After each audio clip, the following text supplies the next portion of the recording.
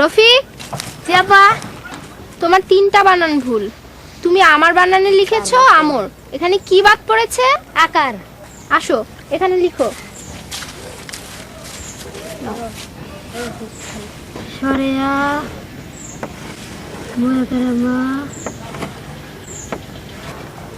এই তো সুন্দর হয়েছে, এবার বানান করো। সরেয়া ময়াকার মার আমার। তোমরা বানান করো। তুমি ইলিশ বানানে লিখেছো দন্তের স, এটা কি হবে? কে বলতে পারবে? আমি। তুমি বলো। হর্ষই লয়রের শীতালে হর্ষ। রফিক তুমি ওখানে যাও। ঘুরে দাঁড়াও, আরো জোরে শ্বাস নাও, আরো জোরে। আচ্ছা ঠিক আছে, বস বস বস। সঞ্জীব জি। 3 গ্রাম ছাতিমের ছালের গুঁড়ার সঙ্গে জি। 1.5 গ্রাম অর্জুনের বাকলের গুঁড়া পুরান ঘৃত দিয়ে ভালো করে মিশাবা, জি আচ্ছা। হালুয়ার মতো করে যেমন মিশায় আর কি। জি আচ্ছা। তারপর তারে দিবা। জি। রোজ খাওয়ার পরে 2 চামচ করে 3 দিন। জি বল। 3 দিন পরে আইসা আমারে বলবা তুমি কেমন আছো। জি বল। কেমন? জি। আচ্ছা এখন যা, ভয় নাই, ঠিক হয়ে যাবে।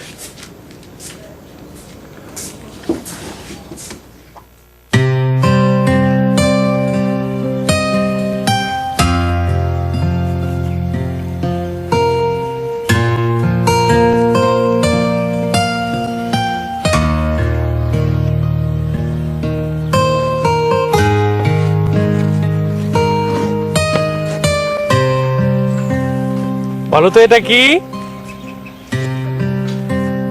আম। আম। আম উচ্চারণ করা খুব সহজ, আমার সাথে বলো। আম। আম উচ্চারণ করা খুব সহজ, ঠিক আছে? আমার সাথে বলো আ।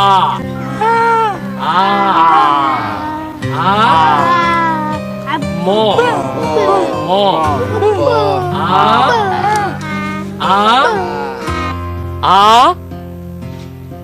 ম। আম। হ্যাঁ সবাই পেরে গেছো, হ্যাঁ অনেক ভালো হয়েছে, অনেক অনেক ভালো হয়েছে।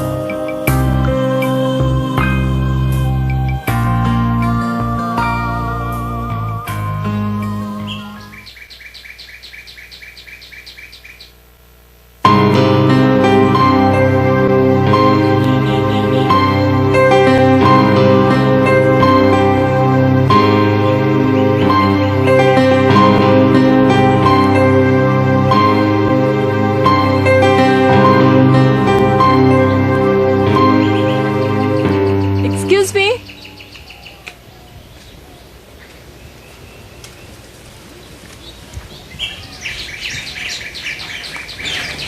আসসালামু আলাইকুম। ওয়ালাইকুম আসসালাম। আপনি? আমার নাম জ্যোতি, আমি ঢাকা থেকে এসেছি। লুৎফর রহমান সাহেব কি আছেন? না, বাবা তো নেই, বাবা একটু বাইরে গেছেন। আপনি ভেতরে বসুন। ঠিক আছে, ব্যস্ত হবার কিছু নেই, আমি বরং এখানে একটু ওয়েট করি। আচ্ছা, আপনি একটু দাঁড়ান। সঞ্জীব ভাই, সঞ্জীব ভাই।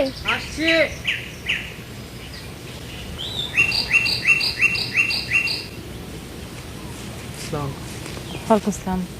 সঞ্জীব ভাই, তুমি ওনার ব্যাগটা নিয়ে একটু ভেতরে যাও। না ঠিক আছে ঠিক আছে, আমি নিতে পারবো। না, উনি উনি নেই। That's alright. আচ্ছা, আপনি আমার সাথে চলুন। এটার কোনো দরকার ছিল না। না না ঠিক আছে। চলুন। ওকে।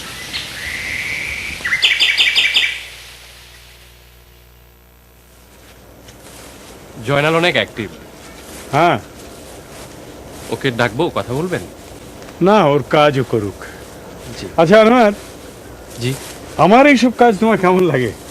জি, কোন কাজ? এই যে অদিতির সব কাজ, বাচ্চাদেরকে মানুষ করা, কৃষিকাজ, এইসব। জি, ভালো লাগে, খারাপ লাগবে কেন? এসব তো নতুন না। হ্যাঁ, আর কি জানো আনোয়ার, মানুষের না অমিত সম্ভাবনা এমন কিছু নেই যা তার পক্ষে করা সম্ভব নয়। আরো একটা ব্যাপার আছে, অভিজ্ঞতা। অভিজ্ঞতা থেকেই মানুষ সবকিছু শেখে। অভিজ্ঞ মানুষ খুব কম ভুল করে। আপনার কখনো ভুল হয়েছে? ভুল তো হবেই, ভুল থেকেই তো তুমি আরো অভিজ্ঞতার সঞ্চয় করো। বড় মিয়া, আপনার জীবনের ভুল কি?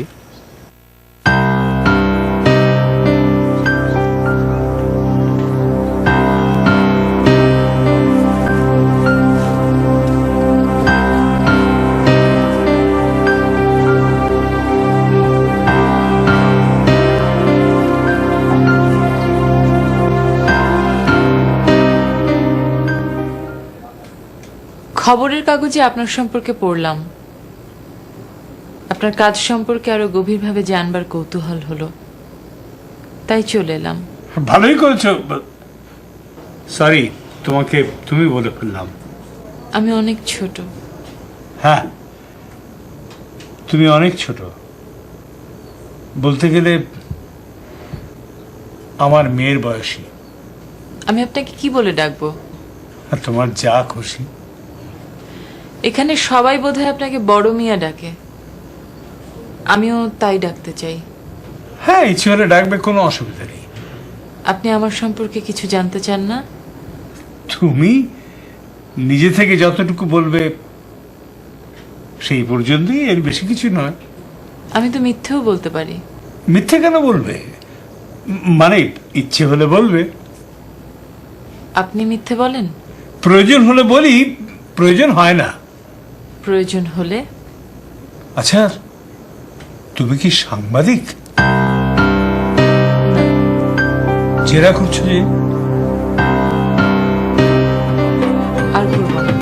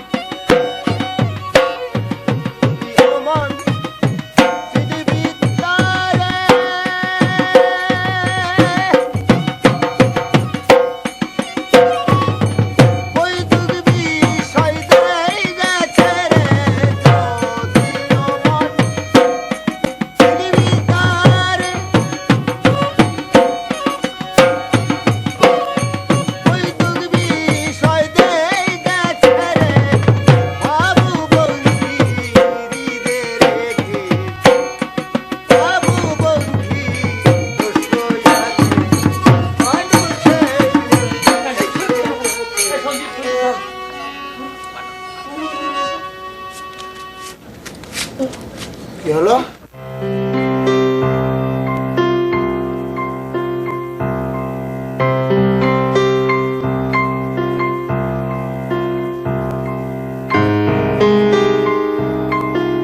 রিপোর্টটা আরেকবার দেখি। সজীব, রিপোর্ট।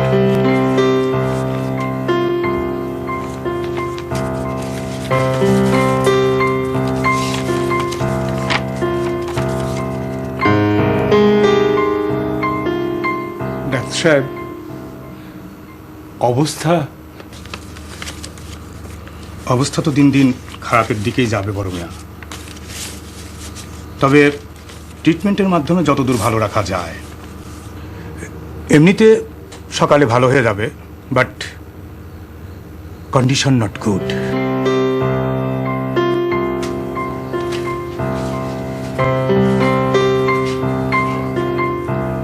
মা, আরে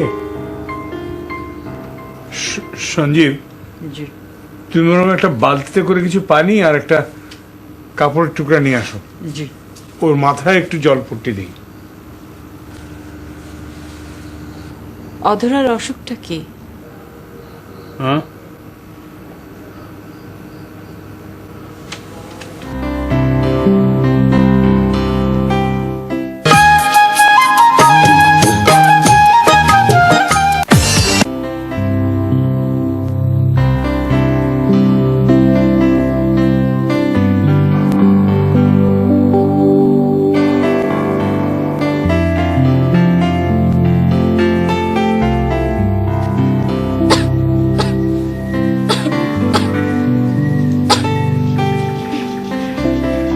কেমন লাগছে অধরা? ভালো। কাল রাতে খুব কষ্ট হয়েছে না? একটু। আপনি কোথায় গিয়েছিলেন?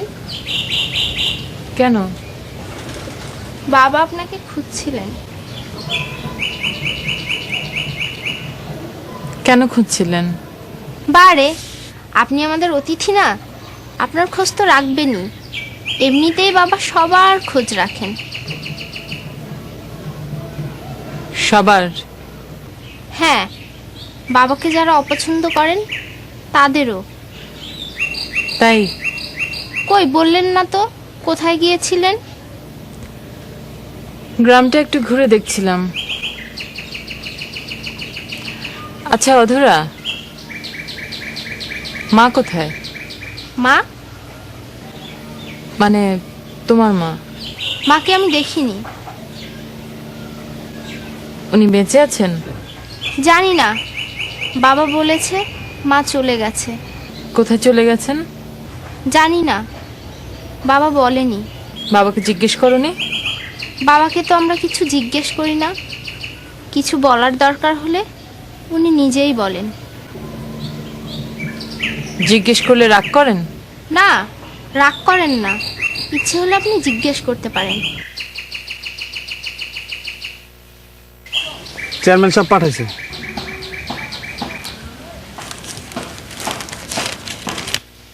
জনাব আনোয়ার, সালাম জানবেন। আমি কিছু পোশাক পাঠালাম। আমি জানি বড় মিয়া কারো দান গ্রহণ করেন না, এটাকে দান ভাববেন না দয়া করে। বড় মিয়ার অদিতির ছোট ছোট শিশুদের জন্য এ আমার আদর স্নেহ। আপনারা এটি গ্রহণ করলে খুশি হব। আমি কথা দিচ্ছি আমার কারণে বড় মিয়াকে কখনো বিব্রত হতে হবে না। চিঠির বিষয়টি বড় মিয়াকে দয়া করে জানাবেন। ইতি আশরাফুল হক, চেয়ারম্যান, প্রিন্সা গ্রুপ।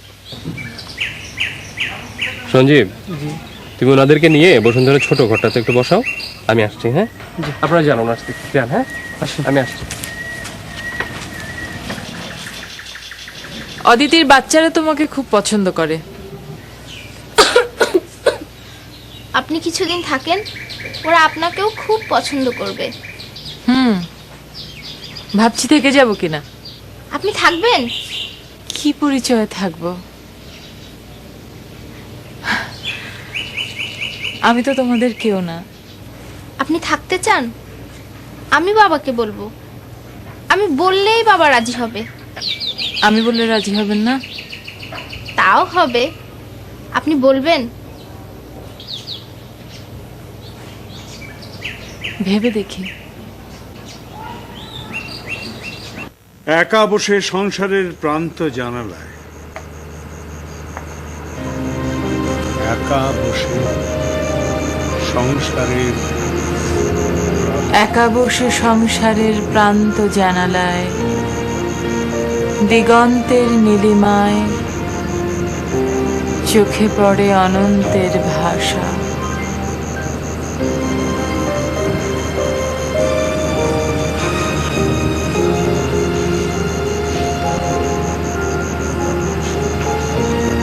বাজে মনে নহে দূর নহে বহু।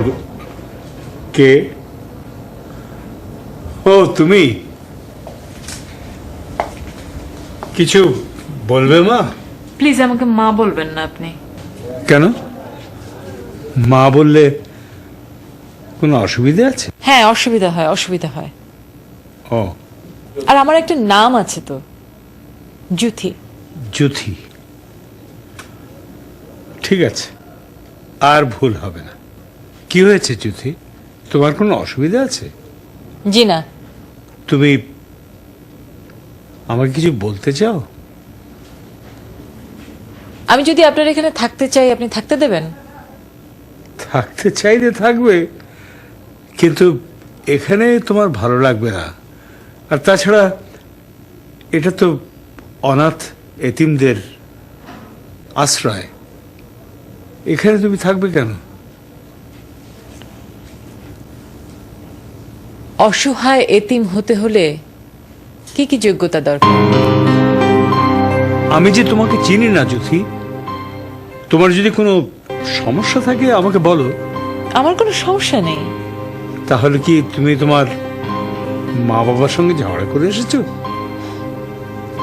আমি থাকি নেদারল্যান্ডে। আমি আসলে আপনার এখানে এসেছি আমার এক বন্ধুর ব্যাপারে খোঁজ খবর নিতে। কিসের খোঁজ? আমার বন্ধুটি অসহায় এতিম।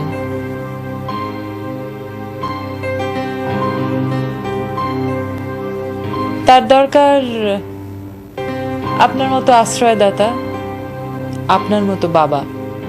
কি করে তোমার বন্ধু? কিছু না, কিছু করে না। ও শুধু শেকড় খুঁজে বেড়ায়। শেকড়? ওর একটা গল্প আছে জানেন? আমার মনে হয় তুমি বোধহয় একটু অস্থির হয়ে আছো। তুমি বরং ঘরে যাও, আজ রাতে ঘুমো, কাল সকালে শোনা যাবে। ওর মা ছিল বীরাঙ্গনা। না, বীরাঙ্গনা নয়, স্বামী প্রত্যাখ্যাত বললে বোধহয় ঠিক বলা হয়। তারপর? আমার খুব ঘুম পাচ্ছে। থাক, আরেকদিন বলবো সেই গল্পটা। তোমার সে বন্ধু কোথায়? আছে, আছে। আমি আসি।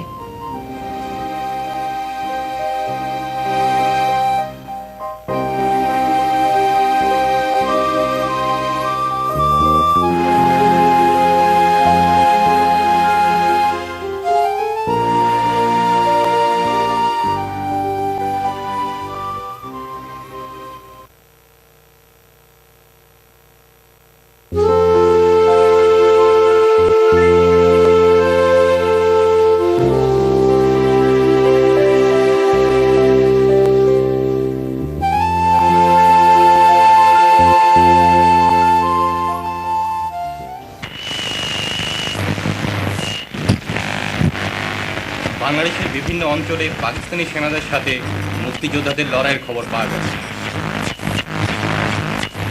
এদিকে যশোরের নড়ালে গত রাতে মুক্তিবাহিনীর অতর্কিত আক্রমণে একটি পাকিস্তানি ক্যাম্পের প্রায় 500 জন সৈন্য নিহত হয়েছে।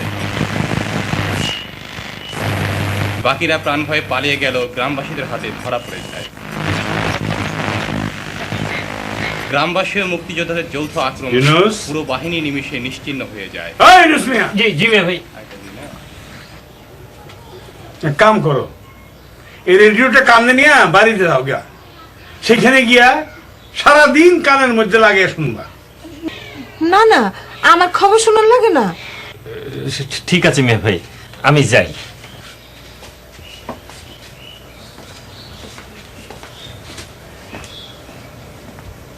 একটা বিষয় আমি কোনো মতেই বুঝি না আমি না, ইউনুস মিয়া সারাদিন কেন এই বাড়িতে ঘুর ঘুর করে?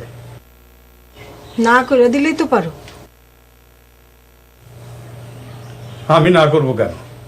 সে তো আর আমার কাছে আসে না। এসব তুমি কি কও? না বোঝার তো কিছু বলি নাই। দয়া করে চুপ করবা। আমি চুপ করলেও গ্রামবাসীরা চুপ করবে না।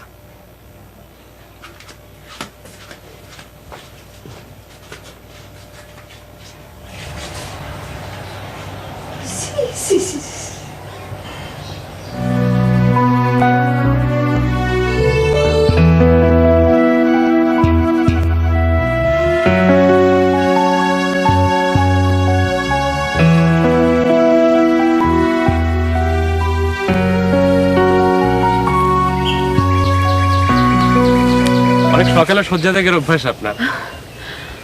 আমি আপনার পিটি শেষ? জি, পিটি শেষ। আপনি অনেক সকালে ওঠেন। শহরের লোকদের মধ্যে কিন্তু এরকম অভ্যাসটা দেখা যায় না। আমার অভ্যেস নেই। তাহলে আজকে এখানকার পরিবেশটা আসলে অন্যরকম, বেশিক্ষণ ঘুমিয়ে থাকা যায় না। দিগন্তের নীলিমায় চোখে পড়ে অনন্তের ভাষা, আলো আসে ছায়ায় জড়িত। বড় মেয়ে অনেক সুন্দর আবৃত্তি করে। গাছ হতে শ্যামলের স্নিগ্ধ সত্তা বহি। আচ্ছা, আপনাকে একটু প্রশ্ন করি। মাঝে মনে জি করুন। এই যে আপনারা সবাই এখানে একসাথে আছেন, পথরেখা আপনাদের সবার লক্ষ্য উদ্দেশ্য কি এক, অভিন্ন? আপনার সন্দেহ হয়?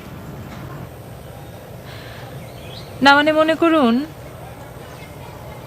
এখানে বড় মিয়া নেই, বড় মিয়ার সাথে আপনার কখনো আলাপ হয়নি, সেক্ষেত্রে এমন একটি কাজের সঙ্গে কি আপনি নিজেকে যুক্ত করতেন? আপনি তো আমার অতীতটা জানেন না। কি আপনার অতীত বলুন শুনি। আমাকে কুড়িয়ে পেয়েছিলেন বড় মিয়া। আমি একটা জঙ্গলে পড়ে নাকি কাঁদছিলাম। আমার সেই কান্না শুনে বড় মিয়া তুলে এনে তার বুকে ঠাঁই দিলেন।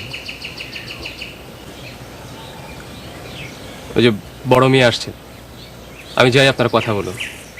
আনোয়ার, জি, আমার ক্লাসের সময় হয়ে যাচ্ছে।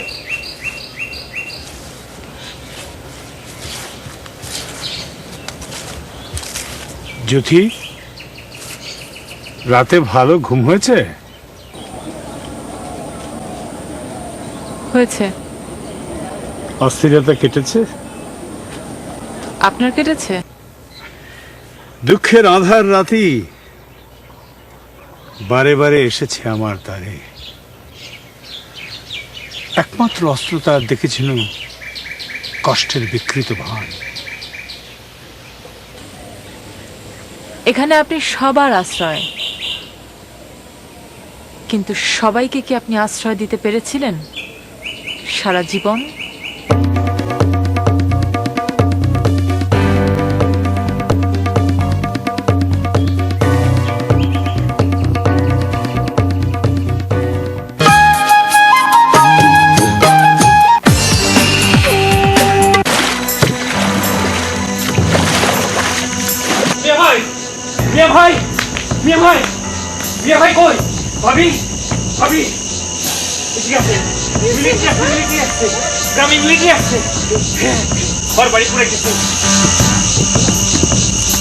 গ্রাম পুড়াইতেছে, মানুষ পড়তাছে।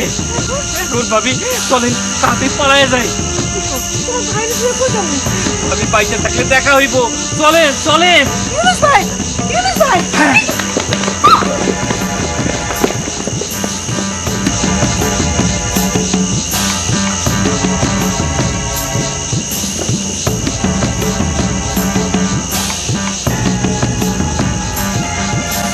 লুৎফর কোন? ওই বেটি কথা কও। ये कौन? ये लुत्फर नहीं है साहब। पता कौन है? लुत्फर कौन? ও তো সদরে গেছে। साहब लुत्फर टाउन में साहब। ये औरत कौन है? ये औरत लुत्फर की बीवी है साहब। ये औरत को ले चलो। না না चल।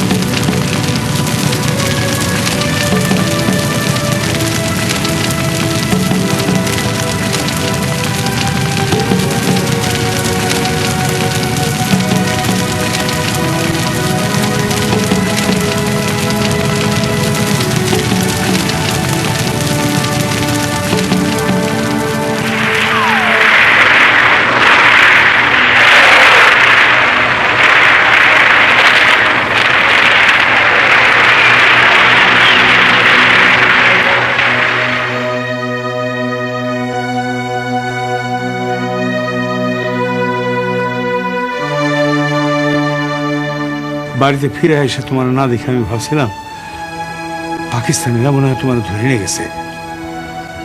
তাই আমি জীবনের ঝুঁকি নিয়ে ক্যাম্প থেকে ক্যাম্পে তোমার খুঁজে বেড়াইছি।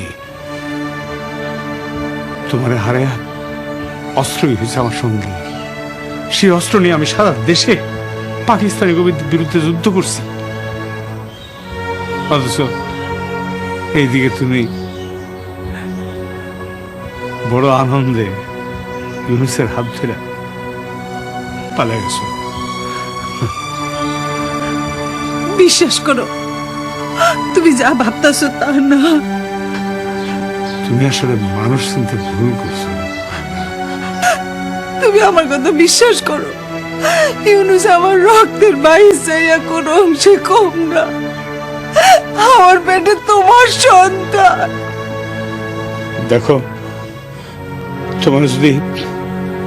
তোমার যদি পাকিস্তানিরা ধরে নিয়ে যেত আর তাকে পাশবিক অত্যাচারের জন্য তুমি গর্ভবতী হইতা, তাহলে আমি আপত্তি করতাম না, বরং বীরাঙ্গনা হিসাবে আমার মাথায় তোমার ঠাঁই দিতাম। তাহলে এখন আপত্তি কিসের? এই সন্তান তো তোমার। আমারে মাফ করো আমিনা। আমি অবাঞ্ছিত করে সন্তানের পিতৃত্ব নিতে পারবো না। না না, তুমি আমার কথা বিশ্বাস করো, এই অবাঞ্ছিত না। এই সন্তান তোমার সন্তান। আমি কোনো পাপ করি নাই, তুমি আমার বিশ্বাস করো, আমার বিশ্বাস করো। আমার তুমি ক্ষমা করো, আমিনা।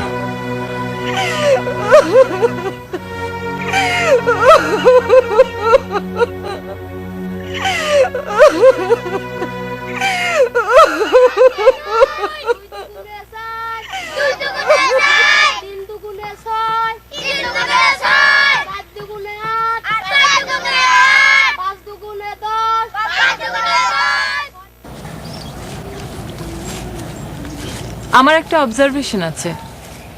কি? এখানকার ছেলেমেয়েরা সবাই পিতৃস্নেহে বড় হচ্ছে, মায়ের আদরটা ওরা বুঝতেই পারছে না। কেন বলুন তো? কোনো মেয়ে নেই বলে? না, অধরা তো রয়েছে, বাচ্চারা ওকে অনেক পছন্দ করে। অধরার কাছ থেকে ওরা বোনের স্নেহ পাচ্ছে, কিন্তু মায়ের আদর পেতে গেলে মাতৃস্থানীয় কাউকে দরকার। কি আর করা যাবে বলুন, সেটা তো সম্ভব না। সম্ভব নয় বলছেন কেন? আপনাদের বড় মিয়াকে একটা বিয়ে দিয়ে দিন।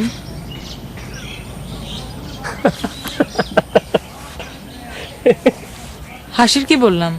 ভালোই বলেছেন। খারাপ কিছু কি বলেছি? বড় মিয়া বিয়ে করবেন না? বড় মিয়া বিয়ে করবেন না? করতেও তো পারেন, একবার উদ্যোগ নিয়েই দেখুন।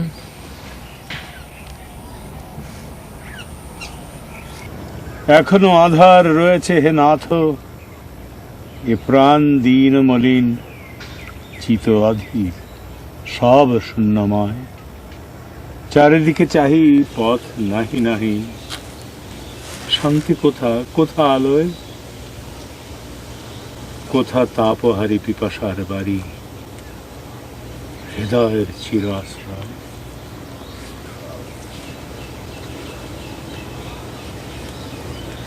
অধরা নাচও জানে দেখছি।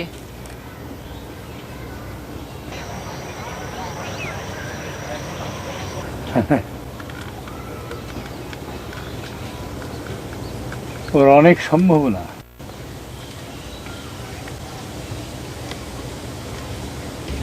কিন্তু দুঃখ,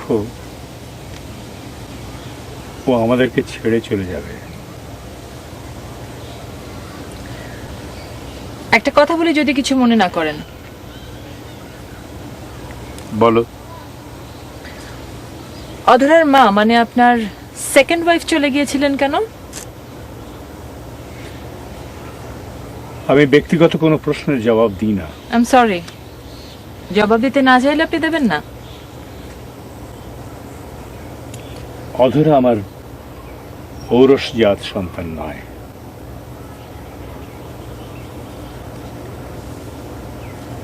আপনার সন্তান নয়? না। ও জানে সে কথা? হ্যাঁ, কিন্তু ও তো আমাকে বলেছিল আপনি ওর বাবা এবং ওর মা চলে গেছে। ও এরকমই বলে। আমি যে ওর বাবা নই তাও স্বীকার করতে চায় না। আচ্ছা, তুমি আমার সেকেন্ড ওয়াইফ বলতে কি বোঝাতে চেয়েছিলে? না, ওটা ওটা স্লিপ অফ টাং। না না, তুমি আরো কিছু বলতে চেয়েছিলে।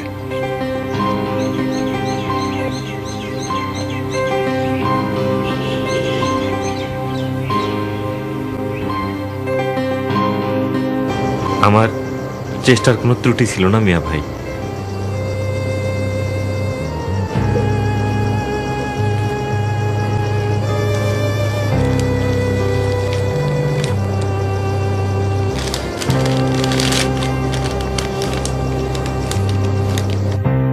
ইউনুস ভাই, আমি চলে যাচ্ছি। কোথায় যাচ্ছি, কার কাছে যাচ্ছি সে উত্তর আমার জানা নাই। তবে তুমি আমার জন্য যা করেছো, মায়ের পেটের ভাইও এতটা করতো কিনা আমি জানি না।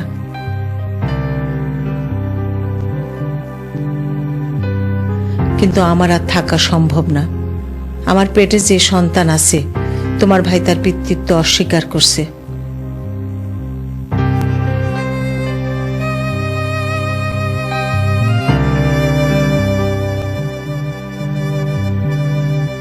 আজ হোক কাল হোক, এই সন্তান যখন জন্ম নেবে তখন তাকে আমি কি পরিচয় বড় করব।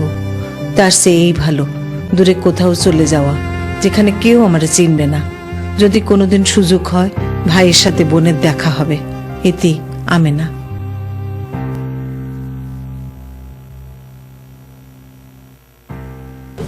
বড় মিয়া, বড় মিয়া তাড়াতাড়ি আসেন। অধরা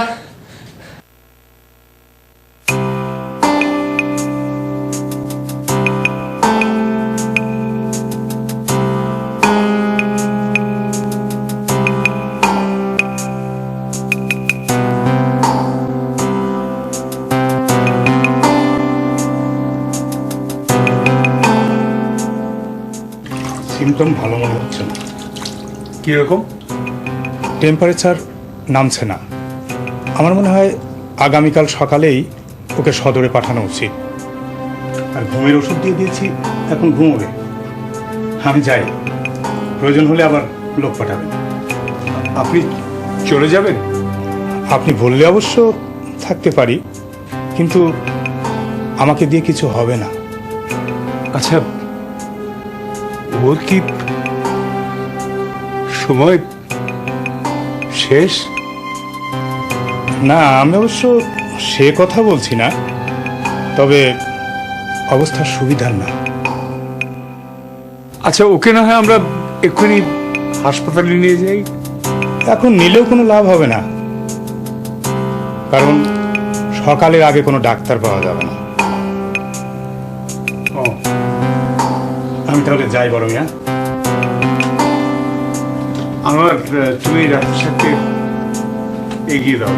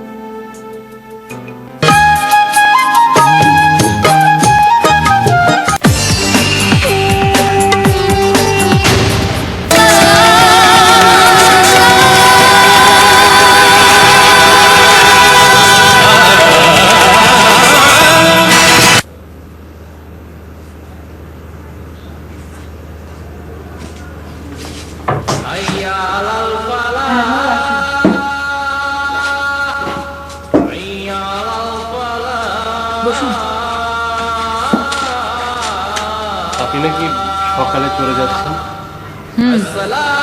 অনেকদিন তো থাকলাম। হঠাৎ চলে যাচ্ছেন? হঠাৎই তো এসেছিলাম, তখন তো জিজ্ঞেস করেননি হঠাৎ কেন আসলাম। আপনার সবকিছুই রহস্যাবৃত থাকলো।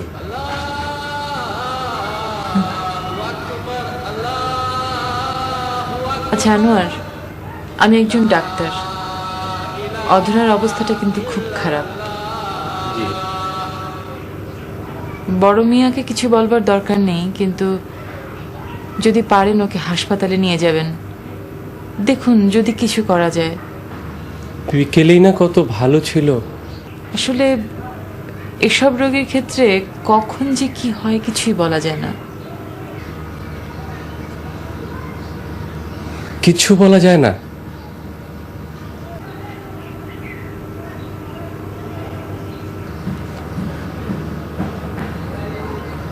আপনি যাবেন বড় মিয়া, জানেন? জানেন না, তবে জানবেন। আমি নিশ্চয়ই বলবো। ঠিক আছে, চলুন। ঠিক আছে, আমি না ছাড়ুন, আমি নিচ্ছি, আমি নিচ্ছি, আসলে এখানে।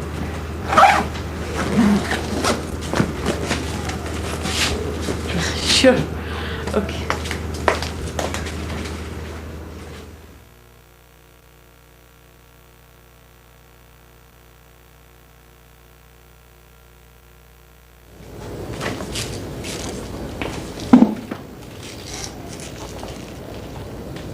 আমি চলে যাচ্ছি বড় মিয়া।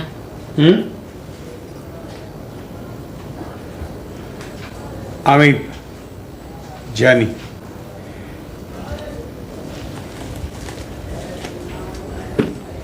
যাওয়ার আগে আপনার সাথে আমার কিছু কথা ছিল। সেই যে গল্পটা। কোন গল্প? আমার বন্ধুর গল্পটা। বলবে তুমি? গল্পের শুরুটা এরকম। সে যে মেয়েটি, মনে করুন মেয়েটির নাম হলো আমেনা। কে? আমেনা তার সন্তানের পরিচয়হীনতার আশঙ্কায় তার দূরসম্পর্কের এক ভাই ইউনুস। ইউনুস? হ্যাঁ, ইউনুস। ইউনুসের আশ্রয় সে ত্যাগ করে। ততদিনে আমেনা পরিচিতি পেয়ে গেছে বীরাঙ্গনা হিসেবে। আর সে সময় একটি বিদেশি সংস্থা অন্যান্য বীরাঙ্গনাদের সাথে আমেনাকেও নিয়ে যায় নেদারল্যান্ডে। নেদারল্যান্ডে আমেনা একটি মেয়ের জন্ম দেয়। সেই মেয়েটি বেড়ে ওঠে বীরাঙ্গনা মায়ের পরিচয়ে। সেখানে ছিল না কোনো অপবাদের কালিমা, ছিল সহমর্মিতা, ছিল সম্মান। তবু আমেনার ভেতরের সেই দুঃখবোধ কখনো ঘুচেনি। আর সেই দুঃখবোধ থেকেই আমেনা এক সময় আত্মহত্যা করে। কি? এখানেই আমেনা পর্ব শেষ। এরপরে শুরু হয় দ্বিতীয় অধ্যায়। সেই যে শিশুটি, অসহায় অনাথ শিশুটি, সে বেড়ে ওঠে একটি চাইল্ড কেয়ার সেন্টারে। সে লেখাপড়া শিখে এক সময় ডাক্তার হয়। তারপর সেই মেয়েটির পিছু ফিরে দেখা। সে তার জন্ম ইতিহাস জানবার জন্য একসময় খুঁজতে খুঁজতে জানতে পারে তার বাবা লুৎফর রহমান ওরফে বড় মিয়া একটি অনাথ আশ্রমের মালিক, এবং সেখানে অসংখ্য ছেলেমেয়েরা যারা অবাঞ্ছিত, যারা অনাথ, এই লোকটির আশ্রয়ে তার অনুদানে লালিত পালিত হচ্ছে, পরিচয় পেয়েছে। অথচ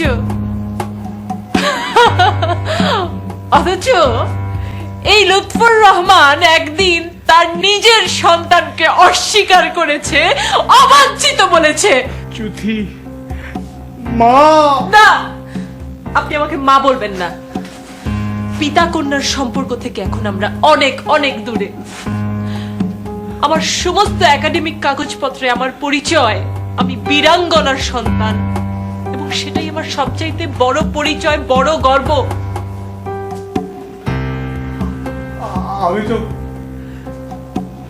আমি তো সারা জীবন এই অপরাধ বোধ বয়ে নিয়ে বেরিয়েছি। যদি তুমি ভুলে যাচ্ছ সেই সময়ের কথা, আমাদের তখনকার বয়সের কথা, দেশের পরিস্থিতির কথা, প্রতিটি মানুষের অস্থিরতার কথা। এই সমস্ত কিছু ভেবে নিয়ে আমায় তুমি মুক্তি দাও। আপনাকে মুক্তি দেবার জন্য আমেনা তো আজ আর বেঁচে নেই বড় মিয়া। আজকে তোমাদের কথা ভেবেই অদিতির জন্ম দিয়েছি। আমি আমার সারাটা জীবন উৎসর্গ করেছি অদিতির জন্য। আপনার সে উৎসর্গ বৃথা যায়নি। এখানে শত শত ছেলে মেয়ে নিজ পরিচয় বেঁচে আছে, যেটা আমার নেই। আমি কেবল তোমার কাছে ক্ষমা চাইতে পারি।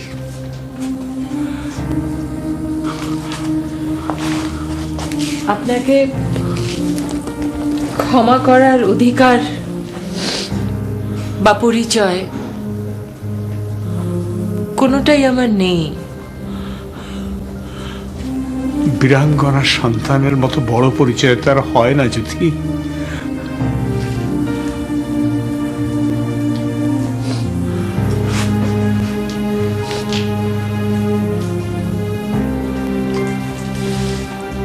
আমাকে আপনি দোয়া করবেন।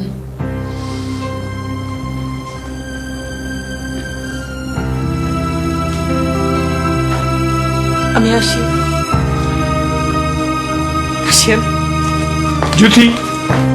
জ্যোতি, শোনো।